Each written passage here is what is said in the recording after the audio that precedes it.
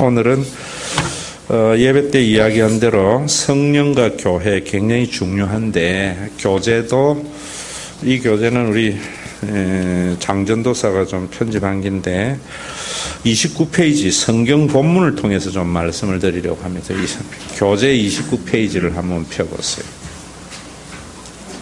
먼저 펴시고 저를 보시면 좋을 것 같아요.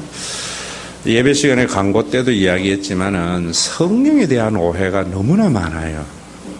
그래서 성령 받으면 능력 생긴다, 성령이 어떤 사람에 대한 영향력 이런 건 줄 알아요. 구원사로서 성령을 말하지 아니하니까 기독교가 성령이 뭐냐면 신내림 받는 것과 같은 도깨비 신앙이 되어버리는 거예요. 그런 것은 신내림하는 도깨비 신앙이 성령과 뒤섞여 가지고 일어나는 일이고, 또 교회도 마찬가지입니다. 교회도 눈에 보이는 가시적 교회, 종교기관으로서의 교회는 로마 제국의 형태를 참 많이 땄어요. 그 안에 있는 불가시적 교회가 뭔지를 알아야만이 눈에 보이는 가시적 교회가 교회로서의 기능을 감당하게 되고, 그래야만이 하나님의 나라를 맛보는 신앙생활이 됩니다. 우선에 누가복음 그 앞에 29페이지 보면 누가복음 24장 49절에 보면 예수님이 성천하시면서 하신 말씀이지요. 볼지어다 내가 아버지께서 약속하신 것을 너희에게 보내리니 너희는 위로부터 능력으로 입히울 때까지 이 성에 머물라 하시니라. 자, 이제 저를 보세요. 예수님이 십자가에 달려 돌아가셔서 그 십자가는 성전 제사라고 그랬어요. 제사의 목적은 하나님과 인간관계의 회복을 말해요. 그냥 짐승을 잡아서 제사 드리면 복 받는다가 아니고 그 제사를 통해서 하나님과의 관계의 회복이에요. 그래서 예수님은 십자가를 통해서 하나님이 우리의 아버지, 우리의 창조주가 되신 것을 계시해 주시고, 또 그것은 사실이에요. 그건 여러분들의 믿음과 상관없는 거예요. 여러분, 그건 예수님의 십자가에서 일어난 사건이거든요.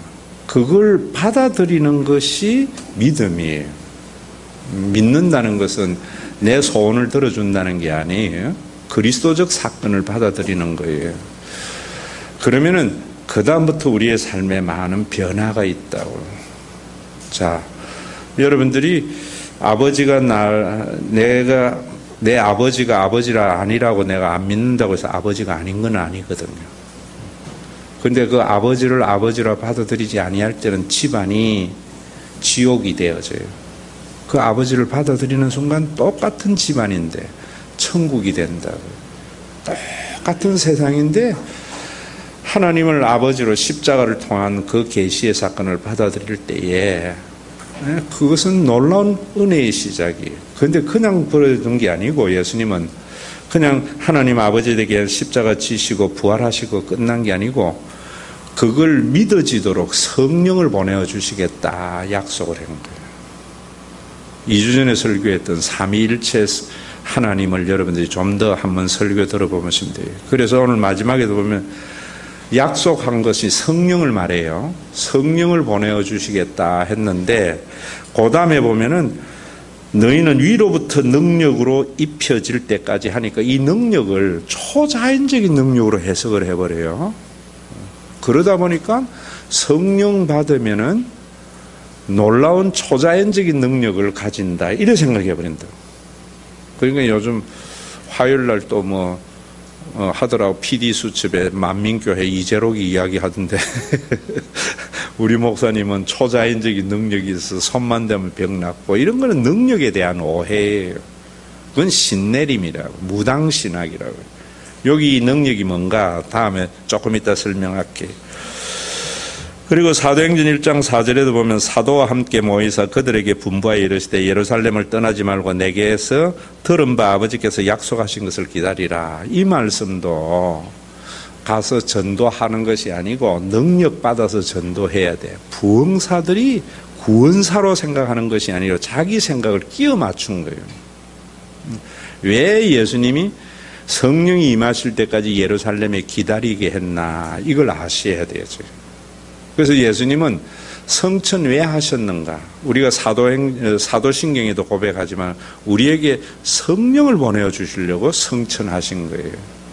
성령은 그 다음에 사도행전 1장 14절에 보면 예수님의 명령을 따라서 여자들과 예수의 어머니와 마리아 예수의 아우들과 더불어 마음을 같이 오로지 기도에 힘쓰니라. 무슨 기도했는가 하면은 구원사 속에 성령이 임하시도록 기도한 거예요.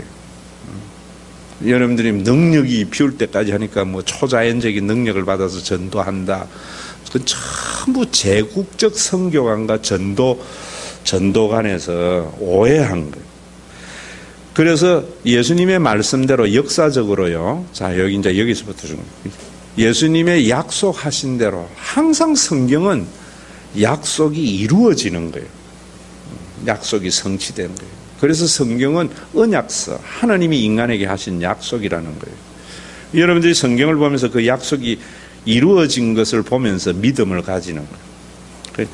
어떻게 이루어졌는가? 사도행전 2장 1절에서 4절에 보면 오순절 날이 이미 이르매 그들이 다 같이 한 곳에 모였더니 호련히 하늘로부터 급하고 강한 바람 같은 소리 있어 그들에게 앉은 온 집에 가득하고 마치 불의 혀같이 갈라지는 것들이 그들에게 보여 각 사람 위에 하나씩 임하여 있더니 그들이 다 성령 충만함을 받고 성령이 말하게 하심을 따라 다른 방언으로 말하기를 시작했다. 자, 여기 이걸 가지고 성령이 불같이 임하고 불의 혀같이 갈라지고 바람 같은 소리가 있어서 온 집에 가득하게 되고 각 사람이 성령이 임하는 것이 눈에 보이고 그러면서 성령 충만함을 받아서 다른 방언을 하기를 시작했다. 그래서 성령 받으면 방언을 받는다. 주관적 해석이에요. 구원사적으로 해석을 해야 돼요. 그리고 항상 성경에 나온 것은 하나님이 인간을 구원하기 위한 하나님적 행위로서 행위의 사건은 구원사의 사건으로 성경에 기록이 되어져요. 그러면 지금 우리에게는 구원사의 사건이 아니에요.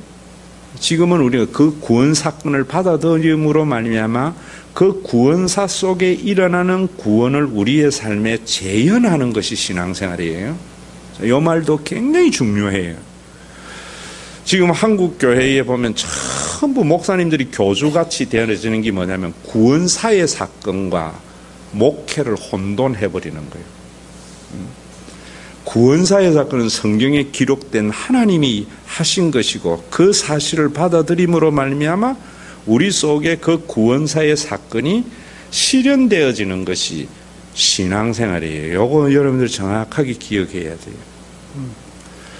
자, 요 말씀 책이 있으니까 더 자세히 읽어보시고요. 그럼 불의 혀같이 갈라지고 바람같이 이거는 실제로 그 오순절에 일어난 사건이에요. 성령이 임하시면서. 그럼 이것이 지금도 일어난다. 그때의 한 번이다. 이게 신학적 논쟁이 굉장히 심해요. 그런데 이 사건은 한 번이지만은 이 사건으로 인한 삶은 지금도 지속되는 거예요. 이게 굉장히 중요한 거예요. 다시 여러분들 이야기한다면은 우리가 일제시대 때 해방을 맞이했잖아요.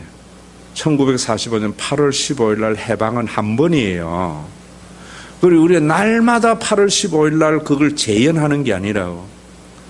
그러면 8월 15일 날 일본에서 우리가 해방이 되었으면 그 다음에 우리는 뭐 하는가 하면 해방된 자주 대한민국의 국민으로서의 삶을 살아야 되잖아요. 식민지의 삶을 살면 안 되고.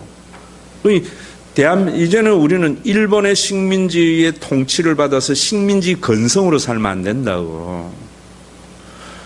우리는 날마다 8월 15일 강복을 하는 것이 아니고 그 강복이 역사에서 일어난 사건을 받아들이는 사람은 이제는 우리는 대한민국의 주권 국가의 국민으로서 살아가는 거예요.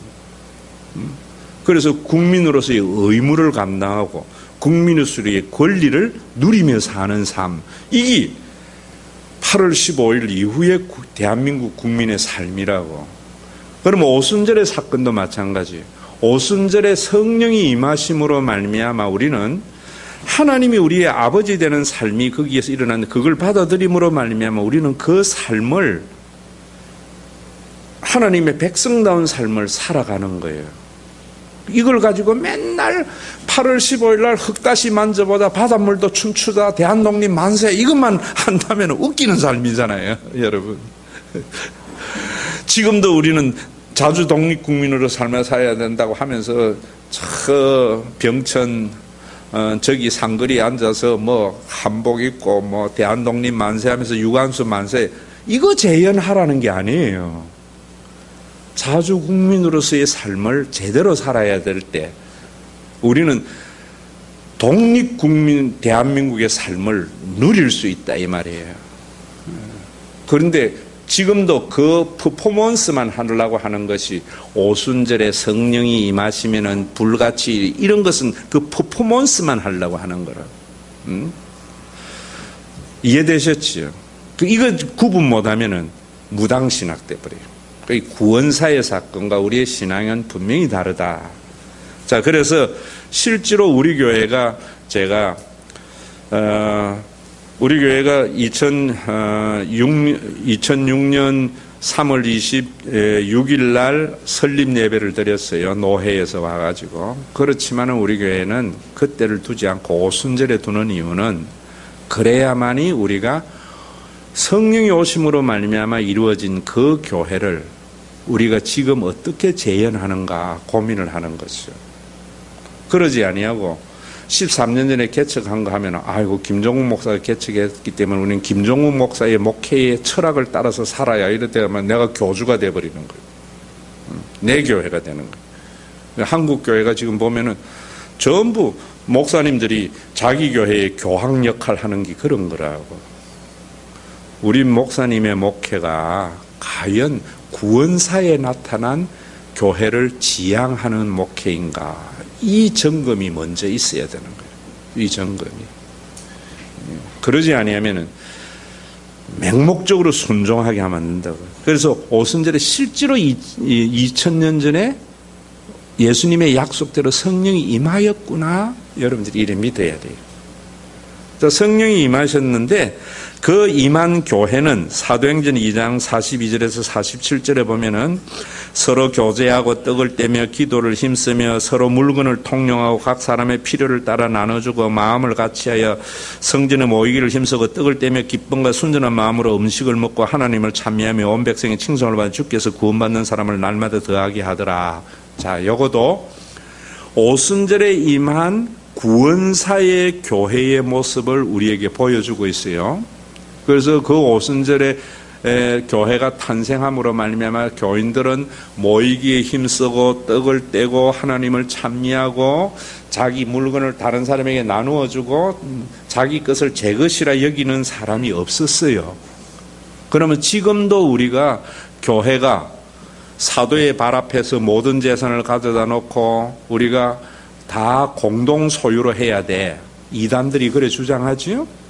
또 건전한 교회도 초대교회를 우리가 회복해야 돼 이러잖아요. 그러면서 초대교회 이런 모습을 이야기하잖아요. 실제로 회복하려는 것은 이단들이 하면서 이단들이 그러잖아요. 자기 이단은 전부 재산 받아가지고 가져와, 그래서 우리가 같이 사는 거야, 공동생활하는 거야 이런다고. 지금도 이단 아닌데에도 그런 공동생활하는 것이 마치 초대교회를 재현하는 거라 생각해요. 그거는 구원사의 사건이에요. 구원사의 사건. 그러면 이 구원사의 사건을 우리의 신앙에서 어떻게 재현할 것인가, 이게 이제 목회고, 이게 신과 회복 있는 교회의 성격을 규정하는 거예요. 그 구원사의 사건을 받아들임으로 말미암아 교회의 재현은 다 달라요. 내가 방배동에서 목회할 때하고 동백에서 목회할 때하고 응암동에서 목회할 때하고 목회 지향점이 달라요. 원리는 같은데.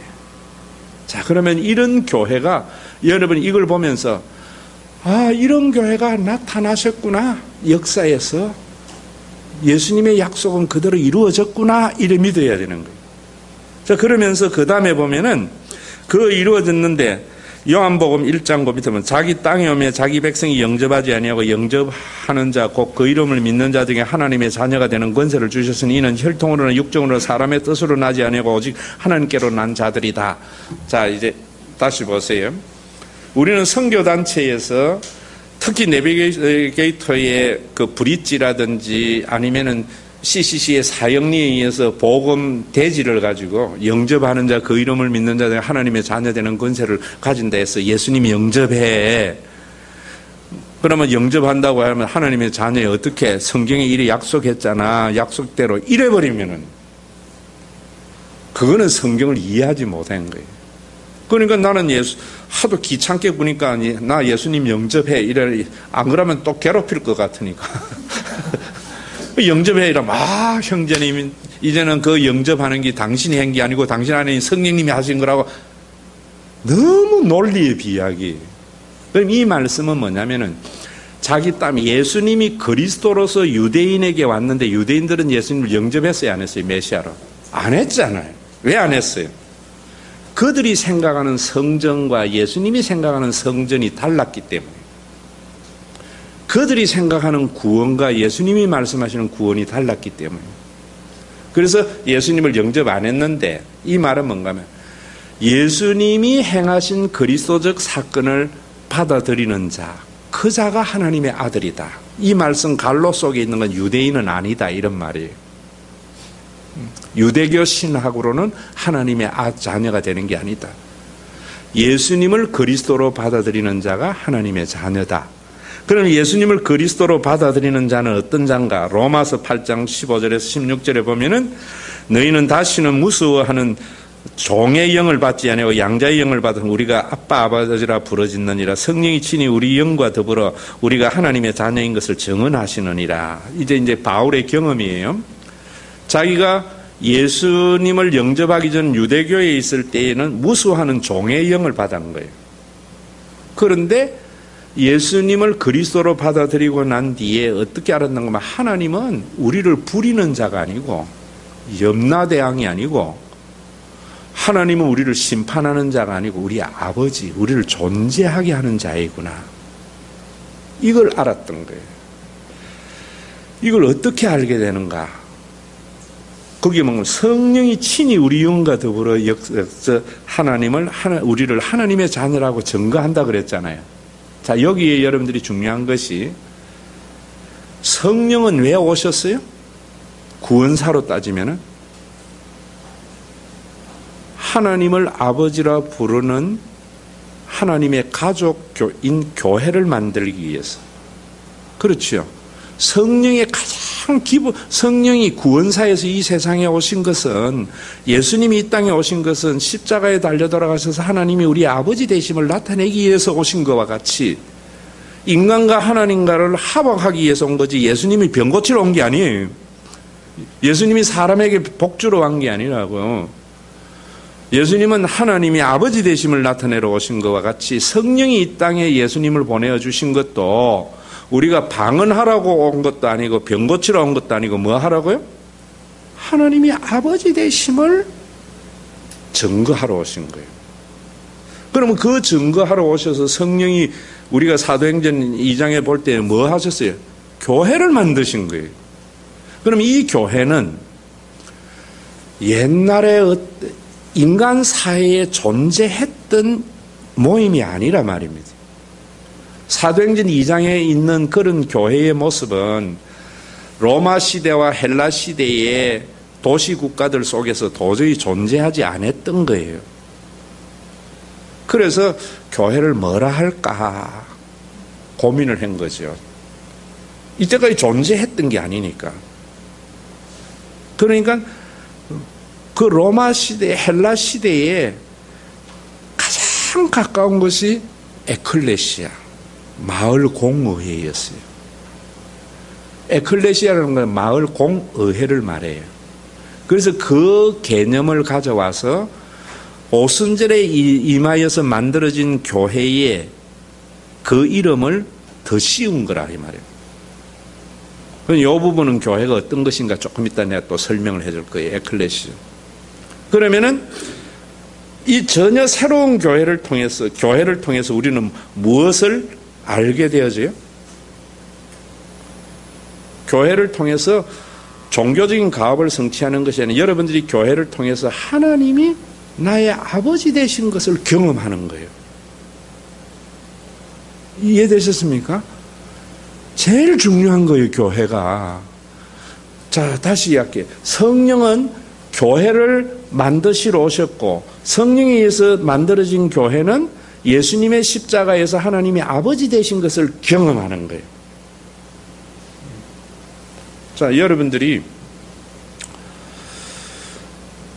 같은 형제인 것은, 피를 나누는 가족, 혈연적 가족인 것은 무엇을 통해서 여러분들이 피는 물보다 진해 이래요?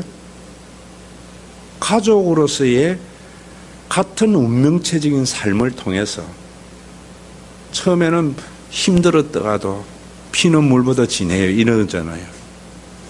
교회는 그런 거예요. 여러분들이 좀 잘 살면은 형제 많으면은 짐이에요, 안 짐이에요? 짐이지. 편안할 때는. 근데 힘들면은 형제밖에 없잖아요. 교회가 그런 거예요. 여러분들이 편할 때에는 헌금 내고 주일 성수하려니 힘들어. 근데 정말 어려울 때에는 교회밖에 없구나. 그걸 통해서 하나님이 아버지 되심을 경험해야 되는 거예요. 그래서 제가 여러분들에게 날마다 기도해서 성령 충만 받으면 하나님의 은혜가 날마다 충만한 가운데 살아. 그건 거짓말이에요. 아브라함도 제가 그랬잖아요. 175세를 살면서 75세 예수 믿으면서 100년 예수 믿으면서 하나님의 은혜를 경험한 것은 8번밖에 없어요. 10년에 한 번쯤 경험하는 거예요. 우리 교회도 뭐 아프다든지 문제가 생겼을 때 다른 사람들은 전부 그 뭐라 그러노? 소 닥쳐다 보듯이 보는데 교회가 자기 일같이 생각해.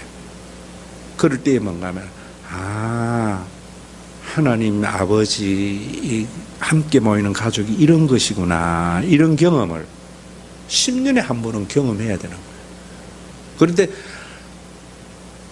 경험 안 하면은 더 좋아. 왜냐하면 경험 안 하면은 내 속에 그런 환란이 없는 거잖아. 그냥 여러분 어려워서 형제의 도움을 받는 게 좋겠어요? 안 그러면 형제 도와주는 게 좋겠어요? 참 사람들이 이상한 거예요. 자, 그래서 여기에 갈라디아에서도 마찬가지예요. 너희가 아들이므로 하나님이 그 아들의 영을 우리 마음의 가운데 보내서 아빠 아버지라 부르게 하신다. 여러분들이 교회를 통해서 예수님의 십자가가 하나님의 아버지 되시게 하신 것을 교회를 통해서 경험하는 거예요. 하나님은 절대로, 자 보세요, 성령의 역사하신가 하나님의 역사와 도깨비 신앙의 차이는, 도깨비 신앙은 먼지가 변해서 쌀이 되게 한다고 그래요. 기도만 하면 병 낫는다고 그래요. 하나님, 기독교는 성육신 교리예요. 보이지 않는 하나님이 보이는 사랑 가운데 거하셔서 자신을 드러내요. 이해하셨습니까? 이게 성육신 기독교의 유일한 교리란 말입니다. 그래서 보이는 교회에 성령님이 거하시고 여러분들 안에 성령님이 거하시면서 상대방이 하나님의 아버지 되시고 가족 된 것을 경험하게 하는 거예요. 이게 구원이에요. 그런데 교회가 하나님의 아버지, 기도 응답은 쌀이 변하여 먼지가 되게 하고 교회의 의무를 감당하게 하면은 그건 제국이 되는 거예요. 우리나라가 웃기는 거잖아요.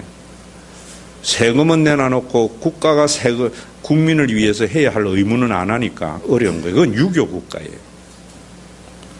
기독교의 국가는 내가 세금을 낸 만큼 국가는 나를 위해서 모든 것을 책임져줘. 요즘 우리나라가 점점 성경적 국가관으로 변화되어지고 있는 거예요. 자, 그러면은 사도행전, 이런 교회가 되려면은 사도행전 1장 8절에 보면은 오직 성령이 너희에게 임하시면 너희가 권능을 받고 예루살렘과 온 유대와 사마리아 땅끝까지 이르는 내 증인이 되리라. 이 말도 제국적 성교에 너무나 잘못되게 한 거예요. 오직 성령이 임하시면 너희가 권능을 받고 할 때, 자 여기 보세요.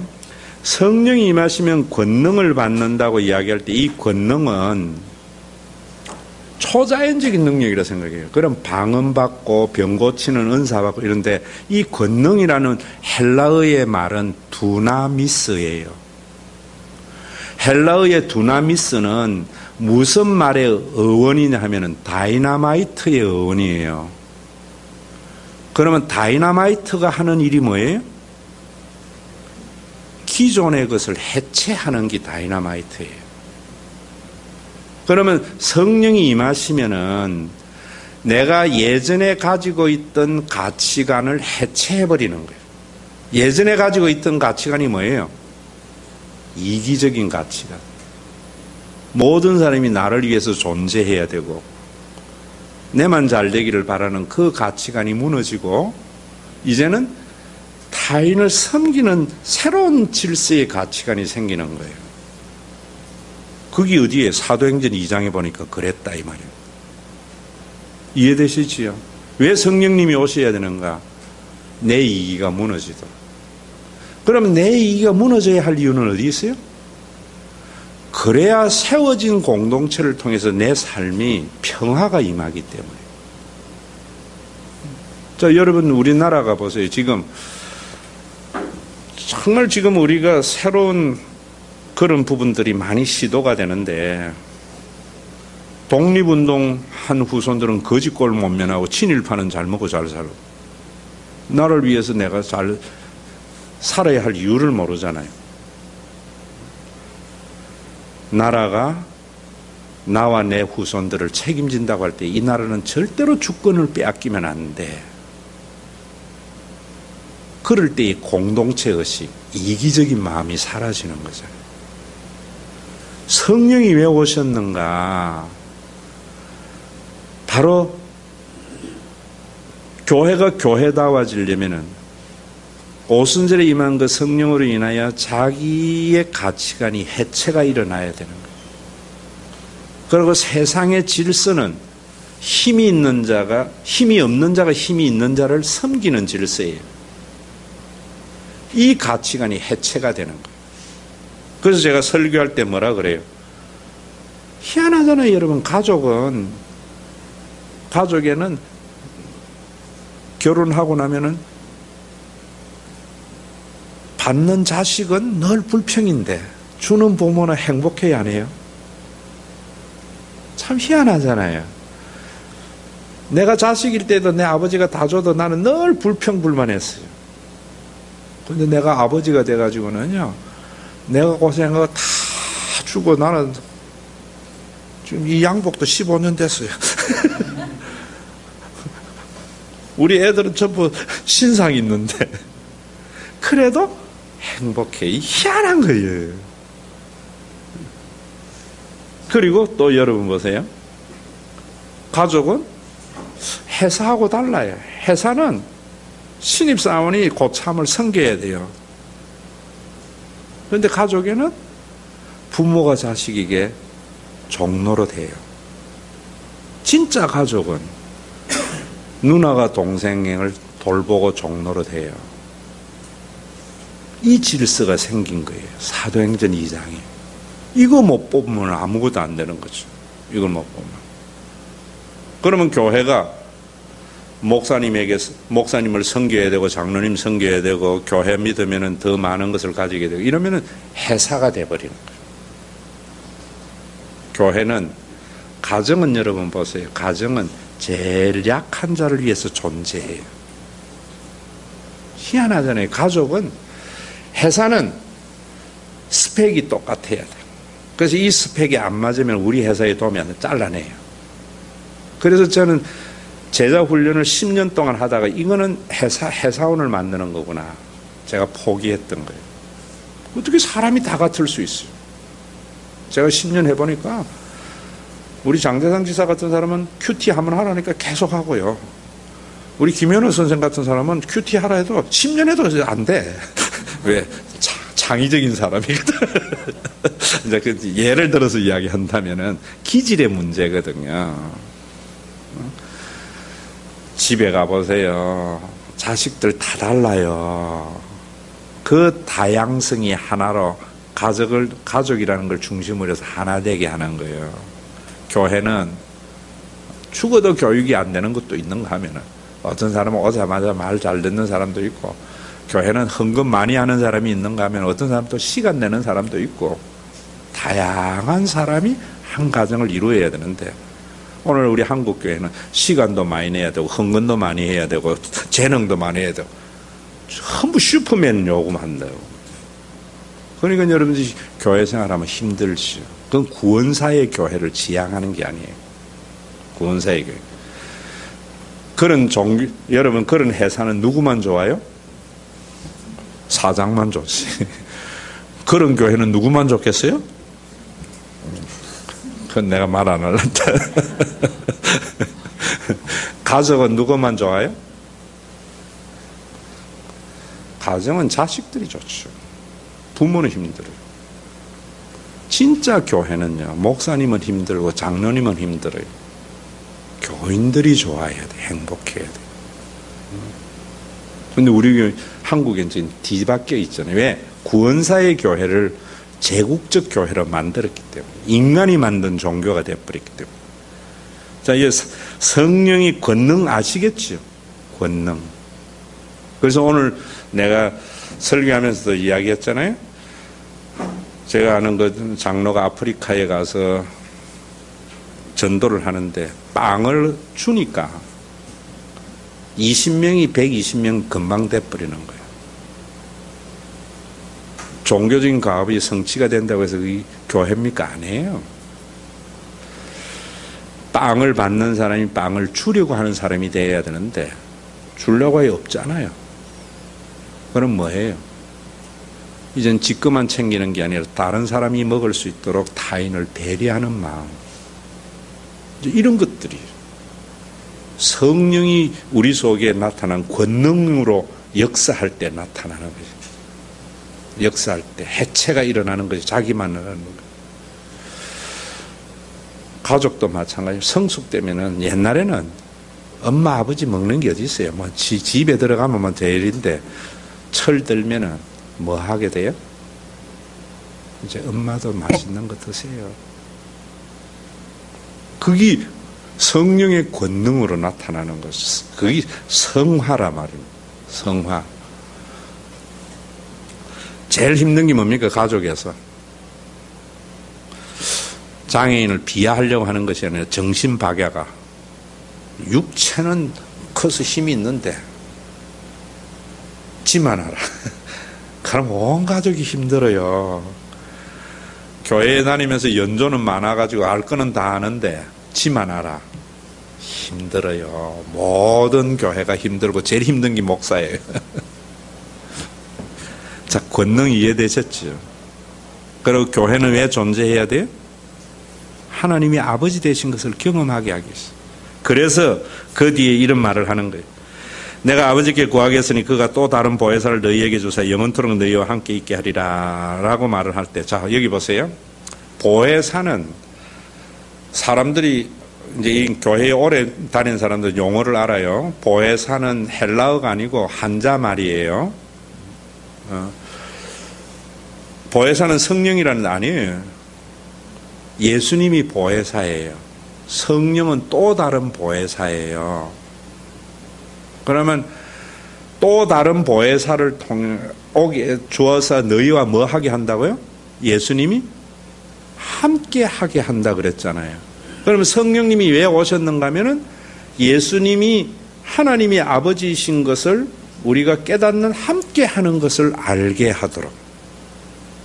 그래서 그 뒤에도 보면은 보혜사 곧 아버지께서 내 이름으로 보내신 성령 그가 너희에게 모든 것을 가르치며 너희에게 말한 모든 것을 생각나게 하리라. 이럴 때에도 성령 받으면은 목사님 말씀 다 알게 돼. 성령 안 받으니까 맨날 그 모양 이건 종교인의 목사로서 하는 이야기. 구원사로 말하면은 성령이 오셔서 교회를 통해서 비로소 내가 너희에게 가르친 것, 예수님이 우리에게 가르친 게 뭐예요? 십자가에서 하나님이 우리 아버지라는 거 가르친 거예요. 본질적인 거는. 그것을 깨닫고 생각나게 하리라는 거예요. 그럼 어떻게 깨닫고 생각나게 해요? 교회를 통해서. 교회를 통해서. 그래서 여러분 제가 이 이야기를 이제 요건 하나 해드릴게요. 제가 대학교에 있을 때에 지사님 남편을 데리고 왔어요. 그 남편이 70년대에 우리나라의 왕구 회사를 제일 크게 했어요. 그래서 비행기를 전세 내가지고 일본의 직원들을 휴가 보내고 이랬던 사람인데, 여러분 이 우리나라 80년대 산업이 경공업에서 중화학공업으로 넘어가는 시대였어요. 그래서 80년대 그걸 잘 못했던 동명합판, 반도목재, 뭐 성창합판 다 갚버린 거예요. 전부 중화학공업으로 이제 넘어간 거예요. 그런데 이분도 이제 그 파도에 부도가 난 거지. 부도가 나니까 남자는요, 호주머니 비면은 힘 떨어지거든. 그러니까 이제 부인이 교회 한번 가자 이러니까 끌려간 거죠. 잘 나갈 때는 그 말 듣습니까? 안 듣지. 끌려와가지고 이제 교회에 첫날 왔는데 새가족실에서 저를 만나서 그러는 거예요. 눈에 살기가 있더라고. 목사님, 1년을 내가 사업이 이래 뻗어나가 왔는데 마누라 손에 끌려가지고 1년 만에 하나님을 만나게 해주겠어요? 하나님 못 만나게 해주면은 내가 마누라 데리고 절에 갑니다. 이러더라고. 그래서 내가 어떻게 하나님 만나게 이야기한 거죠. 그러면은 1년 동안 하나님 만나려면은 모든 예배에 참석해라. 저 김포공항 쪽에 있었기 때문에 방배동까지 새벽 기도는 내가 이야기 안 할게. 수요 예배 다 참석해라. 그거 안 하고 하나님 만나러 하면 안 되지. 그리고 설교를 다 적어라 이랬어요. 그 설교를 다 적고 이걸 그때는 생명의 잔치라 그랬는데 이걸 수료를 다 해라 했는데요. 이분이 또 뭐 한 번 성공한 사람은 다른 것 같아. 철저히 적고 이러더라고. 근데 어느 날 갑자기 뭐라는가 이분이 목사님 설교 들으니까 머리로는 하나님이 있는 것이 이제는 정리가 됐는데 여기 열이 안 내려온다는 거야. 여러분 우리 제일 먼 길 머리로부터 가슴이잖아요. 그러면서 목사님이 이제 죽겠어요. 마누라 데리고 절에도 못 가겠고 이제 머리는 이제 이해가 됐으니까. 그런데 안 내려온다는 거예요. 기도 좀 해주세요. 굉장한 발전이지. 그러면서 하루는 또 하는 소리가 뭐라는가 하면은 자기가 이 왕구 아이템이 하나 생각이 났는데 이게 대박 난다는 거예요. 그래서 주로 이제 그때는 뭐냐면은 1990년대니까 내가 그때 이제 방배동 목회할 때 중국이 막 문 열린 거예요. 94년 이후에 중국이 문 열린 거예요. 그러니까 중국에 가서 샘플을 만들어 가지고 또 왕구 시장은 미국이 끝내준다네요. 미국에 가서 한번 팔아버리면은 자기는 이제 대박 난다는 거예요. 그러면서 하는 소리가 샘플 만들 500만 원이 없대. 그 500만 원을 위해서 목사님 기도 좀 해주세요 이러더라고요. 하나님 살아계시니까. 굉장한 발전이죠. 그래서 제가 기도를 했죠. 하나님께. 하나님, 그 지사님 아시지요? 1년 전에 하나님 안 만나게 해주면 마누라 데리고 절에 간다 했는 사람인데 이제는 머리로는 알겠는데 마음으로 안 내려와서 고민을 하고 있는데 이번에 500만 원 하나님이 주시면은 이분에게 이 머리의 지식이 일로 내려올 수 있지 않겠어요? 500만 원 주시옵소 하는데 내 마음에 뭔가 막 이런 생각이 들어요. 하나님, 네 안에 내 있다. 근데 오늘 강의 그랬잖아요. 네 안에 내 있다. 그래서 내가 없어서 안 하고 전화했지, 사모에게. 얼마 있나 이러니까 뭐 200만 원인가 300만 원 있대. 그래서 내가 또 가만히 생각하니까 그 교회에 또 한 분이 생각이 나요. 그 안에 하나님이 있는 사람이 그래서 전화를 해가지고 내 사모보고 그랬죠. 그 돈 가지고 그분에게 갖다 드려라. 그러면서 그분 보고 500만 원을 채워가지고 그분 갖다 드려라. 그러니까 이제 그분도 사모가 그 돈 주는 걸 가지고 500만 원 채워가지고 이제 갖다 준 거예요. 이분에게 샘플 만들으라고. 난리가 났더구만. 하나님 살아계신다고.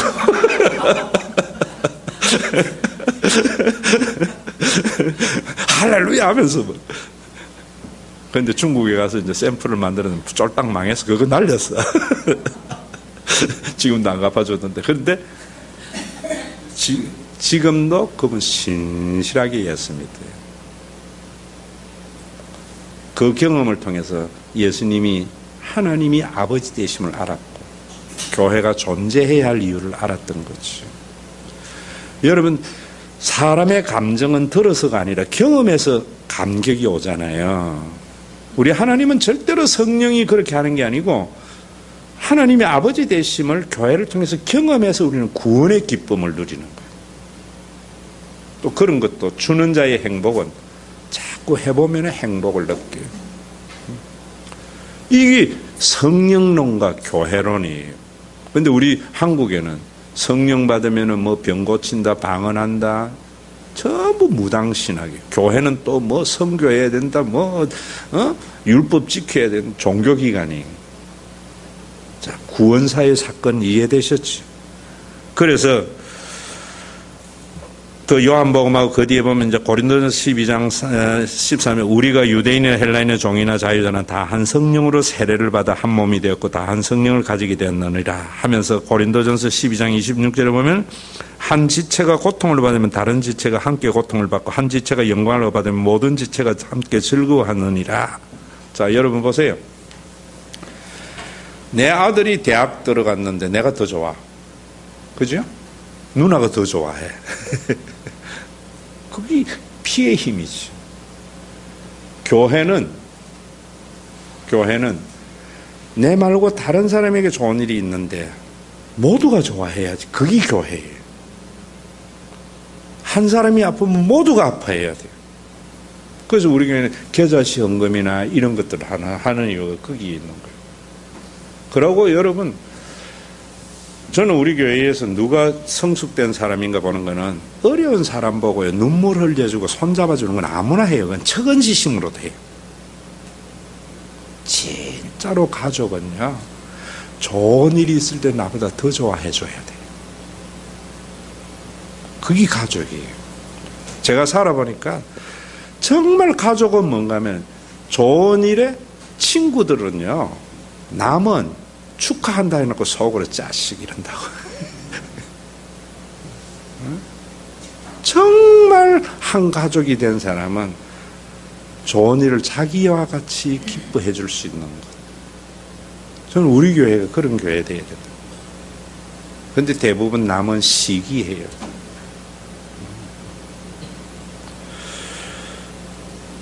왜 시기하게 돼요? 그 좋음을 함께 나누지 않기 때문이죠. 그래서 함께 나눔이 중요한 거예요. 그래서 거기에 보면 로마서 15장 27절 보면 너희가 기뻐서 하였거니와 또한 저희는 너희에게 빚진 자니 만일 이방인들이 그들의 영적인 것을 나누어 가졌으면, 여기에 영적인 것이는 성령을 말해요. 헬라어에서는 저희 이방인들이 그들의 영적인 것을 나누어 가졌다는 말은 이런 말이에요. 성령을 나누어 간다는 것은 지금도 임파테이션 하면서 목사님이 이렇게 안수하고 밀면이 기떡 자빠지고 그건 무당이죠. 성령을 나누어 가지는 것은 뭐냐면 이거예요. 예수님의 십자가가 하나님의 아버지 되심이고 이 약속대로 성령이 오셔서 우리 모두가 가족이 되었다 하는 복음을 전하는 것이 성령을 나누는 거예요. 성령을 나누는 거예요. 그러면 여러분들이 한 성령을 받은 거예요. 한 성령을 받았는데 그 다음에 뭐라는가 하면은 나누어 가졌으면 무엇으로 그들을 섬기는 것이 마땅하다고요? 어려울 때 육적인 것, 돈을 가지고 섬기는 게 마땅하다. 이 왜 하는 거면 예루살렘 교회가 흉년이 들어가지고 극심한 결핍에 있는데 이방인 교회들이 너희들이 복음을 나누어서 헬라인이나 유대인이나 이방인이나 다 한 성령 안에서의 가족이라고 하면서 예루살렘 교회가 어려울 때에 도와주지 아니하면은 성령을 나누어 가진 것이 아니다. 이것도 또 굉장히 중요한, 그것 때문에 오늘날 전 세계가 하나의 교회가 됐는데, 안 그러면 바울 종교, 베드로 종교 이래 돼버렸다. 예수 종교. 굉장히, 자, 이래서 여러분 이런 부분이에요. 이 에클레시아를 이야기한다면, 의원을 가지고 이야기한다면은, 옛날에 헬라 시대는 오늘날의 도시국가의 형태는 17세기, 18세기 근대에 들어와서 생긴 거예요. 예전엔 전부 유럽에는 영주, 봉건제도였다고. 그리고 그 전에 헬라 시대에는 도시국가였다고요. 아테네라는 도시라든지 스파르타라는 도시라든지. 이 도시국가를 뭐라는 거야? 폴리스라는 거예요.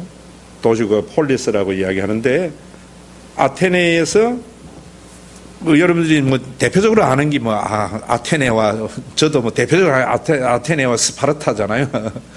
아테네의 도시 시민이 스파르타에 놀러 가가지고 있는 거 다 빼앗기고 돈 털리고 두드리 맞고 왔어요. 그래 오면은 어디에 자기 억울함을 호소하는가 하면은 에클레시아를 소집하는 거예요. 마을 공의회를 소집을 하면은 이제 김현호가 가서 스파르타 가서 맞아왔는데 나는 이래가지고 당했다 이러면은 옆에 있다가 이제 장대상 집사가 저 김현호 저거는 맨날 가지 말라는데 가고 말 안 듣더니만 이번에 싸다 이래버리면은 도시국가 폴리스가 안 되는 거예요. 에클레시아가 하는 중요한 이야기가 뭐냐면 김현호가 맞은 것이 내가 맞은 기고 김현호가 빼앗긴 게 내가 빼앗긴 것과 같은 분노로 오늘부터 전쟁이야. 이거 결의하는 것이 에클레시아예요. 교회는 여러분, 에클레시아를 교회로 차용한 의미는 바로 그런 의미에서 차용한 거예요. 한 지체의 아픔을 모두의 아픔과 한 지체의 영광을 모든 사람이 함께 나누도록, 그것이 오순절에 임한 교회임을 알게 하기 위해서 헬라 시대의 에클레시아를 오늘날 성령에 임하여서 이루어진 교회에 한 거예요. 그걸 우리가 사도행전에서는, 사도신경에서는 홀리 카톨릭이라고 하는 거예요. 홀리 카톨릭이라고 할 때에 우리 한국에는 뭐라고 이야기하는 거면 전부 다 천주교는 카톨릭이고 기독교는 교회라고 그래. 무식하기 짝이 없는 거예요. 천주교는 로마 카톨릭이에요. 보편적인 교회. 모든 교회는 하나의 교회인데 가톨릭이라는 말은 보편적인 교회라는 말이거든요. 천주교는 로마 교황을 중심으로 해서 하나예요. 그래서 로마 가톨릭이고, 우리는 예수님을 중심으로 한 오순절에 성령이 임한 가톨릭이에요. 그래서 홀리 카톨릭이라는 거룩한 공예라는 말은 무슨 말이냐면 이 세상에 어디에도 없는 유별난 공동체구나, 이런 말이에요. 그래서 제가 우리 교회에 여러분들에게 재밌으려면은 동호회 가세요 하는 이유가 그런 거예요. 교회는 동호회가 아니에요. 교회에서 재미를 느껴가지고 막 사람들 끌어모으는 것, 그런 게 오늘날 교회의 문제예요. 뭐 집에 들어가는 게 그래 재밌어요. 가족이 되는 게. 정신 나간 거지. 결혼하고 뭐 한 몇 개월은 재밌지만 그래도 집에는 꾸역꾸역 가잖아요. 저도 옛날에 목회하기 전에 집에 일찍 들어갔어요. 새벽에.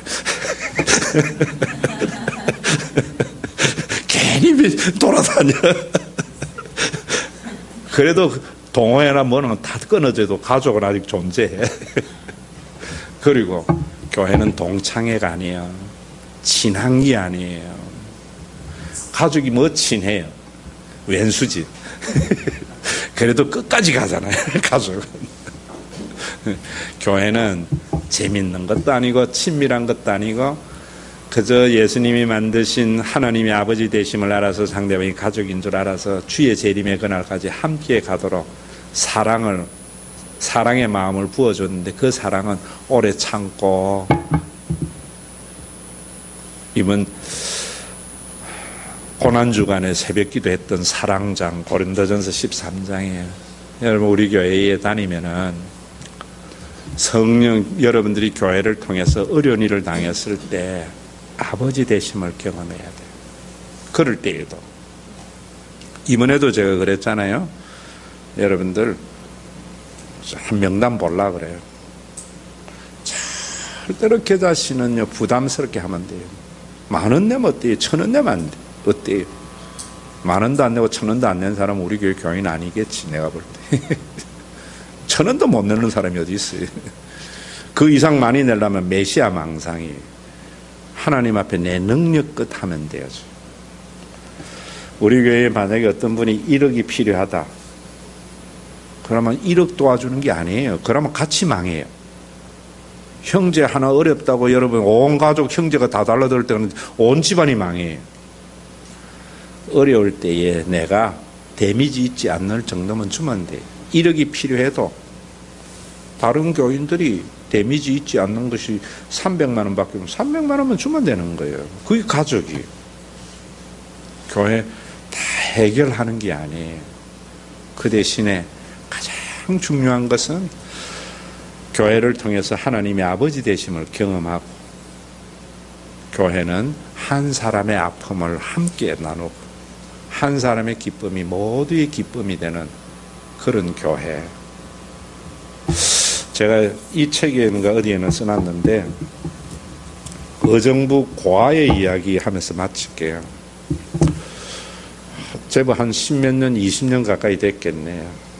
그 TV에 뭐 그런 거예요. 이 시사 프로로 이런 거 있잖아요. 지금도 뭐 미담 이런 거. 의정부의 한 학생 고아가 전교 1등을 늘 하는 거예요. 그래서 이제 텔레비에서 그 아이에게 조명을 했는데 그 아이가 뭐라고 하는가 하면은 제일 힘든 게 뭐냐 이러니까 자기가 제일 힘든 게 전교 1등을 한 성적표를 보여줄 가족이었는 게 제일 힘들다. 이 성적표를 함께 기뻐해 줄 사람이 없는 게 자기의 가장 불행이라. 여러분들이 좋아하는 것은 절대의 가치가 아니에요. 함께 기뻐할 때에 그 좋은 것이 진짜 좋은 게 된다. 여러분들이 어렵고 힘든 거는 절대의 가치가 아니에요. 왜 사람이 자살해요?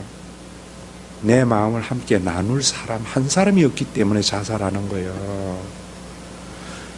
그런 세상을 하나님은 따뜻하도록 교회를 주었고 이 교회를 통해서 삭막한 나라가 변하고 사회가 변하도록 소금과 빛으로 만드신 거예요.